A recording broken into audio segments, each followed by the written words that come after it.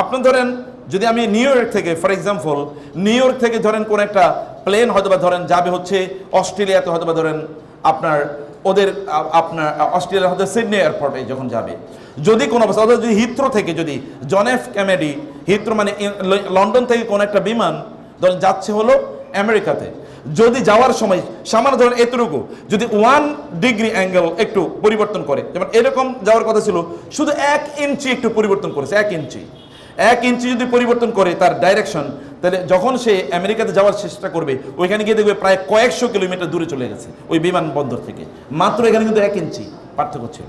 কারণ কি, এই 1 ইঞ্চি দিকে আস্তে আস্তে আস্তে সে এইদিকে যাচ্ছে, এটা তো বাড়তেছে, তখন সে কোথায় গিয়ে দাঁড়াবে? এখানে 1 ইঞ্চি মানে কিন্তু ওইখানে 1 ইঞ্চি না, দূরত্ব যত বাড়বে তখনই কি এটার ডিফারেন্স তত বাড়বে। আপনার সন্তানরা রাইট পথ থেকে একটু বিচ্যুত হলে কিন্তু ওরা জান্নাত থেকে একটু দূরে ছিটকে পড়ে যাচ্ছে, আপনার কল্যাণ আপনার সম্ভাবনা থেকে দূরে সরে যাচ্ছে। অতএব তাদেরকে নিয়ে কল্যাণের চিন্তা করার পর সেইভাবে তাদেরকে রাখুন। আবার মনে রাখবেন, কোনো কিছুই কেবল স্বপ্নের উপর নির্ভর করে না, আমি স্বপ্ন দেখি ওই রকম হব। যেমন আব্দুল কালাম আজাদ তিনি বলতেন, যেই স্বপ্ন মানুষ ঘুমিয়ে দেখে এটা স্বপ্ন না, যেই স্বপ্ন মানুষ জেগে দেখে এটাই মূলত স্বপ্ন। তাহলে আপনি কি ঘুমিয়ে ঘুমিয়ে স্বপ্ন দেখতেছেন? ঘুমিয়ে স্বপ্ন দেখলে তো আর কোনো কাম হইল না, স্বপ্নটা দেখতে হবে জেগে জেগে। তার মানে আপনাকে প্রত্যেকটা জিনিস খেয়াল রাখতে হবে হচ্ছে কি। এবং এই ক্ষেত্রে আমি যেটা বলতে চাই তা হলো যে তার জন্য খুব পরিকল্পনা, প্ল্যান। আপনি যেমন হাফেজ বানাতে চান, হাফেজা বানাতে চান, তাহলে প্ল্যান কি, কিভাবে বানাবেন? বানানোর জন্য আপনার পরিকল্পনা কি? তার মানে তাকে সকালে কোরআন তেলাওয়াত করতে হবে, তাকে হয় মসজিদে আসতে হবে, অথবা তাকে স্কুল মাদ্রাসায় যেতে হবে, অথবা তার জন্য উস্তাদ রাখতে হবে। আপনি কেবল স্বপ্ন দেখতেছেন আমার সন্তান হাফেজ হয়ে যাবে, আলেম হবে, স্কলার হবে, দায়ী হবে, ভালো মানুষ হবে, কিন্তু তার দিকে তাকানোরও আপনি সময় নাই। 10 বছর পরে দেখবেন আলেম হয়তো বহুত পরের কথা, জাহেল বা জালেমেরও সর্বনিম্ন স্তরে হয়ে আছে। কারণ প্রত্যেকটা সেকেন্ড মানব সন্তানের জন্য, যেটা তারবিয়া বলেছিলাম, মানব সন্তানের জন্য প্রত্যেকটা সেকেন্ড হচ্ছে এখানে গুরুত্বপূর্ণ। তার জন্যে, কারণ আল্লাহ তাআলা আমাদের স্বপ্নকে আল্লাহ তাআলা আমাদের গুরুত্ব দেন না। কোরআন আল্লাহ তাআলা বলেছেন, লাইসা বি আমানিইকুম ওয়ালা আমানি আহলিল কিতাব। তোমাদের স্বপ্ন আর আহলি কিতাবদের স্বপ্ন দিয়ে কিছু যাবে না, স্বপ্ন দিয়ে কিছু হবে না। আহলি কিতাবরা তারা চিন্তা করতো লান তামাসসানান নারু ইল্লা আইয়ামা মাদুদাত, আরে জাহান্নামে আমরা কোনোদিন যাব না, যদি যাইও তাহলে 40 দিনের জন্য যাব। কারণ কি, 40 দিন তারা ওই যে গরুর পূজা করেছিল, 40 দিন ইব্রাহিম মানে মুসা আলাইহিস সালাম অনুপস্থিতিতে, মনে করছে এতটুকুই। কিন্তু আল্লাহ তাআলা বলেছেন লাইসা বি আমানিইকুম, এমনকি আমাদেরকে লক্ষ্য করে আল্লাহ বলেন তোমরাও এরকম স্বপ্ন দেখা লাভ নাই। স্বপ্নের উপর কিছু নির্ভর করে না, এটা ডিপেন্ড করে বাস্তবতার উপর, তুমি কি করছো। অতএব প্রিয় বোনেরা, সন্তানদেরকে বলছি, ভাইয়েরা, সন্তানদেরকে সত্যিকার অর্থে, আপনার সন্তান জগৎ বিখ্যাত একজন আলেম হলো, আপনি বলেন তো মা হিসেবে আপনার গর্বটা কোথায় তখন যাবে? আপনি তখন কেমন ফিল করবেন? এই দিকে তাকান, 20 বছর পরের দিকে তাকান প্লিজ। এবং এই কারণে এটা একটা পেইনস টেকিং টাস্ক, এটা কিন্তু একটা কষ্টকর একটা পথ, একটা কৃষকের মতো। কৃষক যদি রোদে না পড়ে, বৃষ্টিতে না ভেজে, এবং যদি ওইখানে সবচেয়ে ভালো মানের বীজ বপন না করে, বীজ বপনের পর এটাকে যদি ভালো করে না নেড়ায়, সেখানে যদি ওয়াটারিং ভালো করে না করে, সেখানে যদি আগাছাগুলো ভালো করে দূর না করে সেখান থেকে, এবং সেখানে যদি আপনার ওই যে মানে কীটনাশক যদি না দেয়, এমনকি সেখানে যদি আপনার সার বা ইত্যাদি যদি না দেয়, তাইলে এই গাছ কোনোদিন ভালো ফলন দেবে না। আপনার সন্তান যদি একটা সাধারণ গাছের সাথে তুলনা করি, মানব সন্তানকে মানুষ করা তার চেয়েও ডিফিকাল্ট। কিন্তু গাছের প্রতি যদি একজন কৃষকের এমন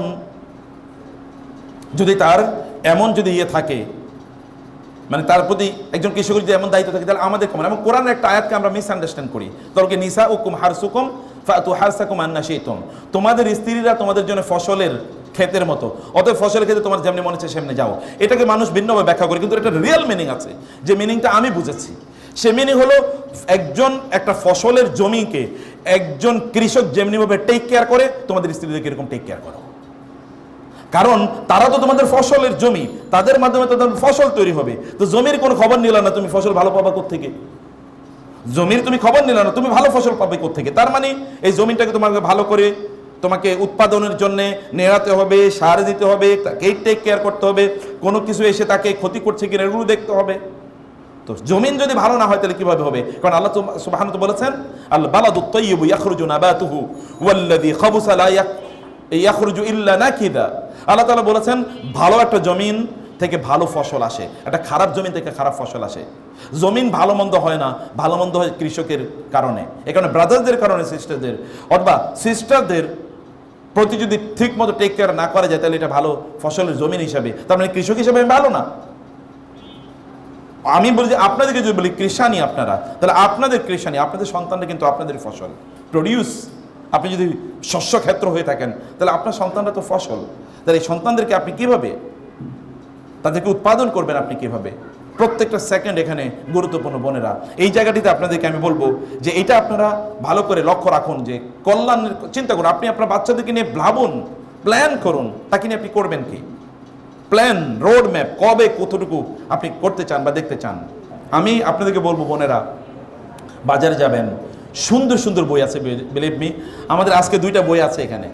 এটা হচ্ছে মায়েরা আসলে সোনালী যুগের এই যে বড় বড় মানে ইসলামিক স্কলার যাদের কথা বললাম, তাদের মায়েরা কিভাবে তাদের সন্তানদেরকে লালন পালন করেছেন তার উপর একটা বই। আর একটা হলো গোটা জীবন জুড়ে নাসিহা দরকার আমাদের, কোন পদ্ধতিতে আমাদের জীবনটা পরিচালনা করব। দুটো বই আপনারা নিয়ে যাবেন, এটা মাস্ট রিড। বাসায় বসে পড়বেন, বাচ্চাদেরকে নিয়ে পড়বেন, পড়াবেন, এবং অন্যদেরকে আপনারা গিফট করবেন, আত্মীয় স্বজনদেরকে, বোনদেরকে গিফট করবেন, বান্ধবীদেরকে গিফট করবেন। অন্য কিছু তো গিফট করছেন, হাদিয়া, বই, মানে অন্য কিছু যেটা আপনারা ঈদের সময় দিতেন, বাবাকে বই, 1-2টা বই তাদেরকে দেন, কালচার তৈরি হোক। আমি আমার জীবনে দেখেছি বাংলাদেশের একজন বড় ইসলামী ব্যাংকের প্রতিষ্ঠাতা সহ ইসলামিক ইউনিভার্সিটিগুলোর প্রতিষ্ঠাতার মধ্যে একজন, এত বড় স্কলার বাংলাদেশে খুব কম এসছে। ওনার একটা বৈশিষ্ট্য ছিল প্রচুর পরিমাণ, উনি বলতে চাচা, উনি চাচা বলতেন সবাইকে, বলে যে চাচা, আমাকে বলতে চাচা, চাচা আমি প্রতি মাসে 30-40 হাজার টাকার বই গিফট করি। আমি বললাম সুবহানাল্লাহ, সাদকায়ে জারিয়ার কি বিশাল বড় কাজ, কি বিশাল বড় সাদকায়ে জারিয়ার কাজ। বান্ধবীদেরকে বই গিফট করেন, তাদেরকে বলেন কিভাবে তারা ভালো মানুষ হবে বা তারা ভালো মানুষ কিভাবে বানাবে, এটা তাদের মধ্যে তৈরি করা, ওদের মধ্যে সেলফ এস্টিম তৈরি করা, বাচ্চাদের মধ্যে সেলফ এস্টিম।